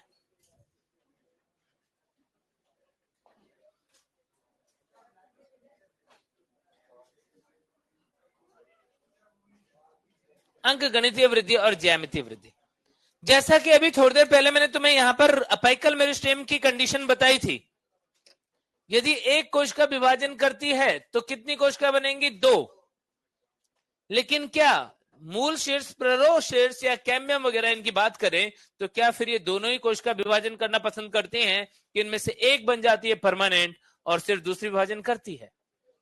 होता है ऐसा? यानी एक विभाजन से कितनी कोशिका बनी? 2। दूसरा विभाजन हुआ, फिर से 2 कोशिका बनी, एक हो जाएगी परमानेंट, एक रहेगी मेरिस्टेमेटिक।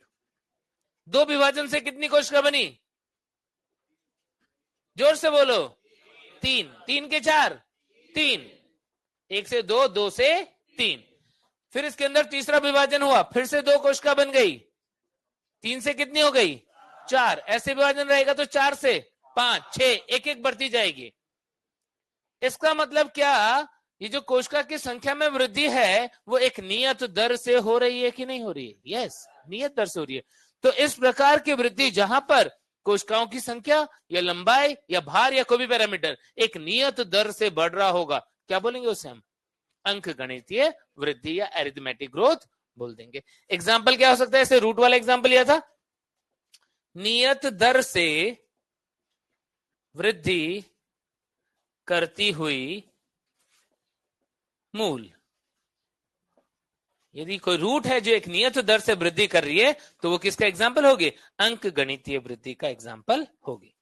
लेकिन यदि इसी के अपोजिट कोई ऐसी वृद्धि देखें जहां एक कोशिका ने विभाजन करके 2 कोशिका बनाया, 2 से बन गए 4, 4 से बन गए 8। होता है क्या ऐसा विभाजन? कभी होता है।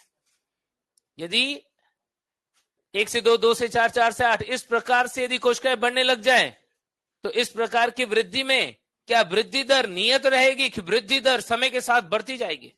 बढ़ती जाएगी। क्या वो चर घातांकीय रूप से बढ़ती जा रही है? 1 से 2, 2 से 4, 2 रेज़ पावर n की फॉर्मूले के अकॉर्डिंग आगे बढ़ती जा रही है? यस। तो ऐसी वृद्धि को हम बोलते हैं ज्यामितीय वृद्धि। क्या ये बहुत सामान्य रूप से पादपों में मिलेगा या कुछ कुछ भागों में ही मिलेगा? उदाहरण बताओ। एग्जाम्पल, जायगोट में प्रारंभिक भ्रूण परिवर्धन के समय विभाजन होता है कि नहीं होता है? होता है कि नहीं होता है? यस। तुम लोगों ने ये बात देखी है, जायगोट 1 से 2, 2 से 4, 4 से 8, इस प्रकार से कोशिकाएं बनाता है। तो उस वृद्धि को हम क्या बोलेंगे? ज्यामितीय वृद्धि। इसके अलावा एंडोस्पर्म जब बनता है तब ऐसा होता है। ट्यूमर के केस में ऐसा होगा, ट्यूमर या कैंसर वाले केसेस होते हैं उनमें ऐसा होगा। हाँ, यस, शतरंज वाला एक एग्जाम्पल जो है वो तुम्हें ज्यामितीय वृद्धि को बताता है।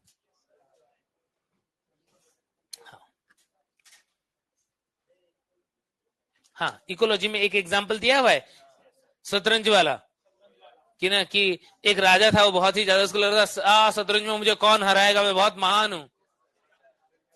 तो फिर एक आदमी आया, उसने बोला, शायद मंत्री का ही दिया, लेकिन एक आदमी आया, उसने बोला कि अच्छा, राजा को बहुत घमंड है, इसको शतरंज में हराना ही पड़ेगा, इसको अपने इंटेलिजेंस पे बहुत ज्यादा अभिमान हो गया लग रहा है।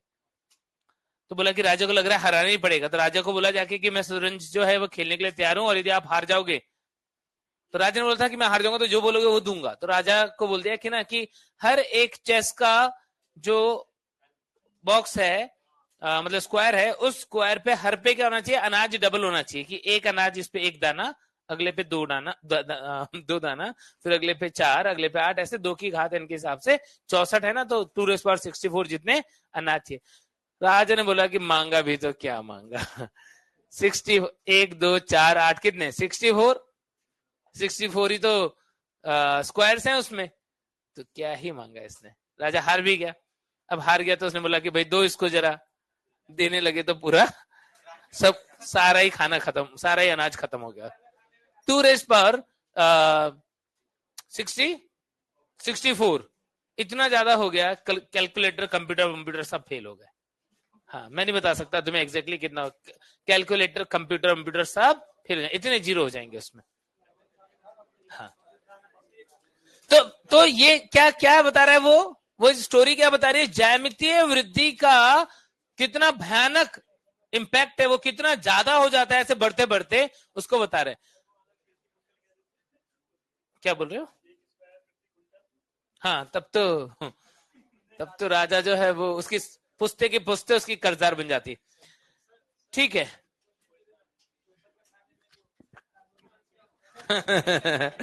हाँ, ठीक है। तो जाइगोट के अंदर जो डेवलपमेंट होता है वो इस टाइप का स्टार्टिंग में होता है, बाद में नहीं, स्टार्टिंग में। ओके, यदि हम इसको ग्राफ के रूप में देखें तो ग्राफ कैसा आएगा? देखो सब बच्चे, यदि हम टाइम और लेंथ, लंबाई में ग्राफ बनाए तो ग्राफ जो है वो कुछ ऐसा आएगा। यदि प्रारंभिक लंबाई L0 है तो T समय के बाद लंबाई LT होगा, T समय के बाद लंबाई LT होगा। क्या वृद्धि दर नियत है? क्या वृद्धि दर नियत है कि नहीं है? तो LT इक्वल टू क्या हो जाएगा?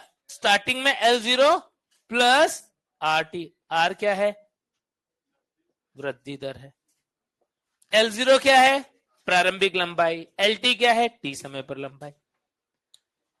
यदि ऐसा ही ग्राफ ज्यामितीय वृद्धि के लिए बनाए, अब की बार टाइम ले लेता हूं और एक पैरामीटर वेट ले लेता हूं, भार, और ग्राफ बना दो। इनिशियल वेट W0, जैसे एक बीज है मान लो, स्टार्टिंग में उसमें एम्ब्रियो जो है उसका वेट कितना? W0, बहुत ही कम, और फिर उसकी वृद्धि होने दी 1 से 2, 2 से 4। स्टार्टिंग में हमको इस टाइप का ग्रोथ कर्व मिलता है। किसी समय T पर जो भार आएगा, WT यदि आएगा, तो क्या फॉर्मूला कोई बच्चा बता सकता है एक्सपोनेंशियल वाला? WT is equal to W0 e raise पर RT। R क्या है यहां पर? वृद्धि दर। वृद्धि दर को हमारी एनसीईआरटी के अकॉर्डिंग वृद्धि दर को दक्षता सूचकांक भी बोलते हैं। सुना है क्या कभी? प्रति इकाई समय में कितना सेलुलर मटेरियल डिपॉजिट होगा, या कितना मास एक्यूमुलेट होगा, कितना उसके अंदर भार बढ़ेगा, उसको बोलते हैं हम एफिशिएंसी इंडेक्स, दक्षता सूचकांक।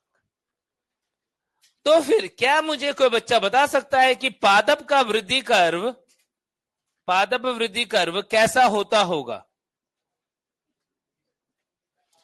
क्या वो देखिए होगा, क्या वो एक्सपोनेंशियल चरघातांकीय होगा, कि दोनों में से कोई भी नहीं होगा? बोल रहे कि सर कितनी देर के लिए पूछ रहे हो, ऐसा बोल रहे हो? क्या बोला चाहते हो? कौन सा, ये वाला? यदि हम कम समय के लिए देखें कि एक जड़ वृद्धि कर रही है, जैसा कि अभी हमने देखा, 1 दिन 2 दिन 10 दिन 15 दिन, तो हमें कैसा मिलेगा? रेखीय मिलेगा। आई बात समझ में? यदि मैं पादप के जन्म से लेकर मृत्यु तक की बात कर लूं, तब तुम्हें कैसा मिलेगा? तब तुम्हें ग्राफ मिलेगा सिग्मॉइड, या फिर एस शेप का मिलेगा। क्यों? क्योंकि जब पादप की वृद्धि होती है स्टार्टिंग में, तब वो बहुत ही धीरे धीरे बढ़ता है, फिर कुछ ही सालों में बहुत तेजी से वृद्धि हो जाती है। एक मैक्सिमम साइज तक पहुंचने के बाद में क्या न्यूट्रिएंट जो है वो लिमिटिंग हो जाएंगे, कि अनलिमिटेड खाना तो हमेशा दे नहीं सकते, तो क्या हो जाएगा? लिमिटिंग हो जाएगा, और फिर उसके बाद साइज जो है वो कांस्टेंट हो जाएगी। इस टाइप का ग्रोथ कर्व आएगा। किस किस के बीच में बना रहे हैं हम? टाइम और साइज के बीच में। तो ध्यान रखना कि यदि पादप के जन्म से लेकर मृत्यु तक के अकॉर्डिंग यदि हम उसका वृद्धि कर्व बनाएं, तो ग्राफ जो होता है वो एस शेप का या सिग्मॉइड होता है। प्रारंभ में जो धीमी वृद्धि हो रही है उसको हम लैग फेज बोलते हैं, फिर जो तेजी से वृद्धि होती है उसको लॉग या एक्सपोनेंशियल चरघातांकीय एक्सपोनेंशियल फेज बोल देते हैं, और फिर बाद में जो कांस्टेंट हो जाता है इसको हम बोल देते हैं स्टेशनरी फेज, स्थिर प्रवस्था। क्वेश्चन आएगा स्थिर प्रवस्था का कारण क्या है? क्या बोलोगे? यस, पोषक पदार्थ की अवेलेबिलिटी का स्थिर हो जाना या लिमिटेड हो जाना, वो उसकी स्टेशनरी फेज का कारण बन जाता है। समझ गए सब बच्चे? फिर एनसीईआरटी तुम्हें पूछेगा कि यदि पादप का वृद्धि वक्र मौसम के अनुरूप बनाया जाए, कि मान लो अभी सर्दी का मौसम, भयानक ठंड का मौसम है, और भयानक ठंड के मौसम से अगले साल के भयानक ठंड के मौसम तक ग्राफ बनाना है, कैसे बनाओगे? ठंड में वृद्धि बहुत कम, फिर उसके बाद आएगा स्प्रिंग सीजन, बसंत ऋतु, वृद्धि बढ़ेगी। टेम्परेचर बढ़ रहा है, गर्मी बढ़ रही है, पानी वानी प्रॉपर हम दे रहे हैं, तो क्या होगा? वृद्धि बहुत ही बढ़िया से होती जाएगी। बारिश के मौसम में भी वृद्धि बढ़िया से होती जाएगी। फिर से ऑटम आएगा, वृद्धि कम हो जाएगी। सर्दी आ जाएगी तो वापस से कम हो जाएगी। कम से ज्यादा, फिर से कम। क्या फिर से सिग्मॉइड आ गया? यस। तो कोई पूछेगा कि बताओ यदि पादप को मौसम के अनुसार हम देख रहे वृद्धि वक्र को, तो वो कैसा आएगा? तो भी तुम क्या बोलोगे? सिग्मॉइड ही आएगा। क्या इतनी बातें सबको क्लियर हो गई क्या? अब मैं इधर वाला इरेज कर दूं इतना सब पोर्शन। एक चीज और बताऊंगा बस, कि किसी को फोटो वगैरह खींचनी हो तो खींच सकते हो, वैसे तुम चाहो तो लेक्चर देखोगे तो उसमें मिल जाएगा। हाँ, जब कोई भी जड़ तना कोई भी नियत दर से वृद्धि कर रहा है तो ऐसा ग्राफ आ जाएगा। ये जब एम्ब्रियो स्टार्टिंग में डेवलप कर रहा था तो ऐसा आ रहा था। और पादप की ओवरऑल वृद्धि कैसी होती है? स्टार्टिंग में कम, फिर तेज, फिर बहुत ही ज्यादा। चलो,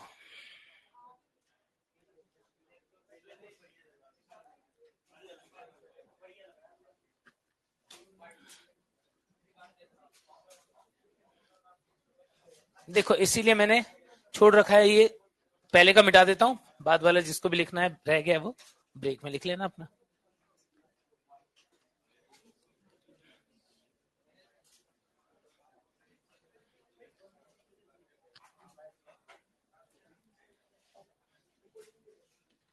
देखो, विभेदन, विभेदन,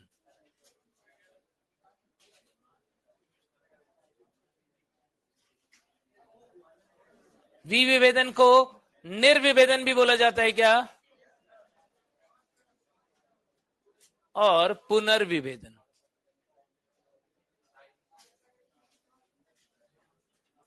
ये टॉपिक हालांकि लिंक्ड है किससे? एनाटॉमी से, लेकिन मैं तुम्हें वो सारी बातें यहां पे बताऊंगा जिससे कि तुमको ये चीज समझ में आ जाए। वहां पे पढ़ोगे तो रिवीजन हो जाएगा। ध्यान देना सब बच्चे कि एक पादप है, मान लो उसके ऊपर एक शूट अपेकल पार्ट देख रहे, शूट के टिप की पार्ट देख रहे, प्रोरोका शीर्ष, तो वहां पर हमें कुछ विभजोतक कोशिका मिलती है क्या? जब से पादप बना तब से वो विभजोतक था? ऐसा विभजोतक जो स्टार्टिंग से ही उपस्थित है, जो परमानेंट सेल से नहीं बना है, स्टार्टिंग से ही उपस्थित है, उसको हम बोल देते हैं प्राथमिक विभजोतक, प्राइमरी मेरिस्टेम विभजोतक। क्या कोई एग्जाम्पल बता सकते हो? Apical meristem, intercalary meristem. Example इधर लिखते जा रहा हूं। आखिर इस प्राथमिक विभजोतक ने जब विभाजन किया तो क्या किया? विभाजन किया, या तो अपनी जैसी कोशिका बना ली, यानी प्राथमिक विभजोतक से प्राथमिक विभजोतक, और या फिर उसने क्या किया? परमानेंट सेल बना ली, like epidermis, cortex, endodermis, pericycle, medullary rays, pith, तो जाइलम, प्राइमरी फ्लोएम, सबके सब क्या बन गए? परमानेंट टिश्यू बन गए क्या? ऐसे परमानेंट टिश्यू को तुम क्या बोलते हो? प्राथमिक स्थायी ऊतक। प्राथमिक स्थायी ऊतक के एग्जाम्पल बता दो। एग्जाम्पल, प्राथमिक जाइलम, फ्लोएम, इनके ऊतक। प्राथमिक वाला बोलना पड़ेगा क्या? यस। कॉर्टेक्स की कोशिका, प्राथमिक कॉर्टेक्स की कोशिका, प्राथमिक भी लिख देता हूं। या फिर मेडुलरी रे, क्या बोलते हो? मेडुलरी रे को क्या बोलते हो? मज्जा रश्मि, प्राथमिक मज्जा रश्मि। पित्त, मज्जा, एपिडर्मिस की कोशिका। तो बहुत सारी कोशिका, जो भी तुम उधर पढ़ते हो वो सारे के सारे क्या है? प्राथमिक स्थायी ऊतक होते हैं। हो सकते बहुत सारे एग्जांपल। लीफ के अंदर मीजोफिल सेल, लीफ की एपिडर्मिस, उन सबकी कोशिकाएं कैसी है? वो सब बनी हुई है प्राथमिक स्थायी ऊतक, जो पेरेन्काइमा, कोलेनकाइमा, स्क्लेरेन्काइमा वगैरह हो सकती है। ठीक है, प्राथमिक स्थायी ऊतक अब ये अपना जीवन में बढ़िया से उग रही थी, बढ़िया से रह रही थी। जैसे एक पादप जो है वो इतना वृद्धि किया था, ये बढ़िया अपना जीवन में ग्रो कर रहा था बढ़िया से। ये शरारती बच्चे को शरारत सूझी, ब्लेड लेके गया, कट लगा दिया। क्या ये बेचारा पादप मर जाएगा? तो फिर क्या होगा? क्या ये अपने इस घाव को भरने की कोशिश करेगा? लेकिन यहां तो आसपास में स्थायी ऊतक है, क्या इसमें दोबारा विभाजन की पावर आ जाएगी? क्या ये फिर से मेरिस्टेम बन जाएगा? यदि ऐसा कोई भी मेरिस्टेम बना जो प्राथमिक स्थायी ऊतक में दोबारा विभाजन की पावर आने से बना, तो ऐसे विभजोतक को क्या बोलोगे? द्वितीयक विभजोतक। क्या बोल दोगे? सेकेंडरी मेरिस्टेम, द्वितीयक विभजोतक। तो ये तो हमने एग्जांपल लिया शरारती बच्चे का। पादप में कौन सा ऐसा ऊतक होता है जो द्वितीयक विभजोतक होता है? Cambium, cork cambium. कहा गया था कॉर्क कैम्बियम एवं मोस्ट ऑफ वॉस्कुलर कैम्बियम। ये कैसे? द्वितीयक विभजोतक के एग्जांपल है। अब ये द्वितीयक विभजोतक के अंदर वापस से विभाजन होगा तो ये क्या करेगा? हील करने के लिए यहां पर टिश्यू बना देगा। परमानेंट की मेरिस्टेमेटिक? परमानेंट, धीरे धीरे परमानेंट। अब जो इसने परमानेंट बनाया, उस परमानेंट उस स्थायी ऊतक को क्या बोलना पसंद करोगे? बोलो। सेकेंडरी परमानेंट टिश्यू, द्वितीयक स्थायी ऊतक। यानी ये जो कॉर्क कैम्बियम और वॉस्कुलर कैम्बियम है, ये क्या बनाएंगे?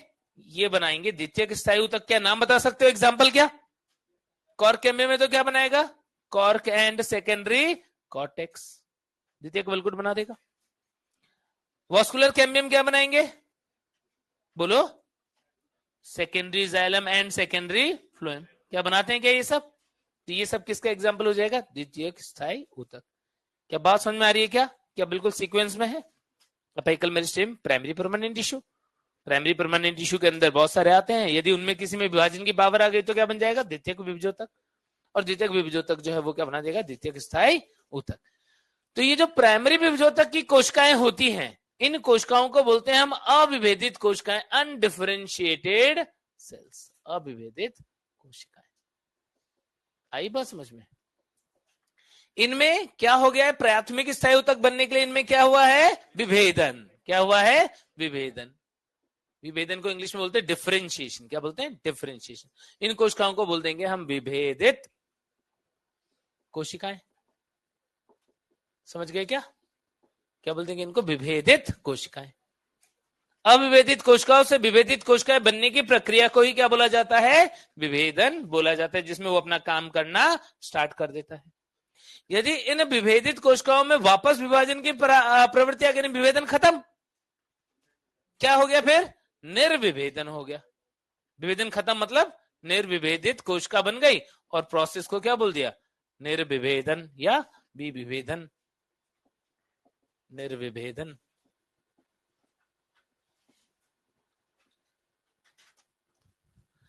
ये जो निर्विभेदित भेद है क्या,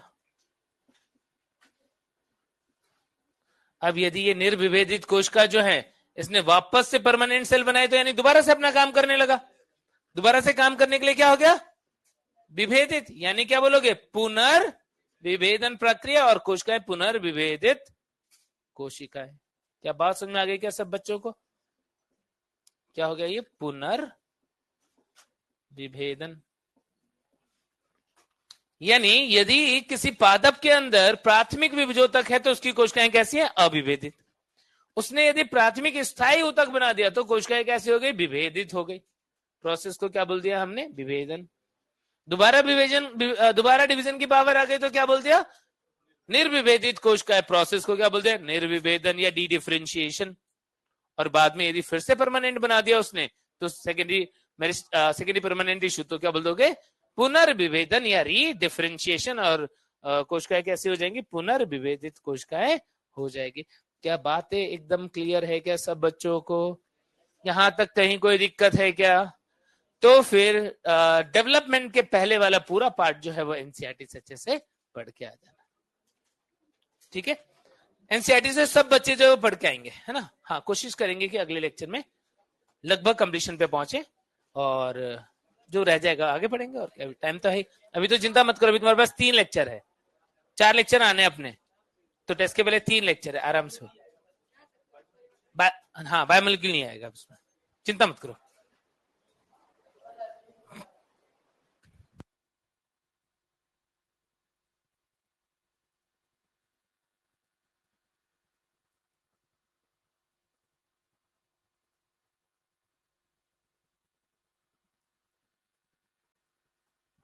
हेलो हेलो, आपको क्लास काउंटर से एक फीडबैक फॉर्म डिस्ट्रीब्यूट हो रहा है, उसको आप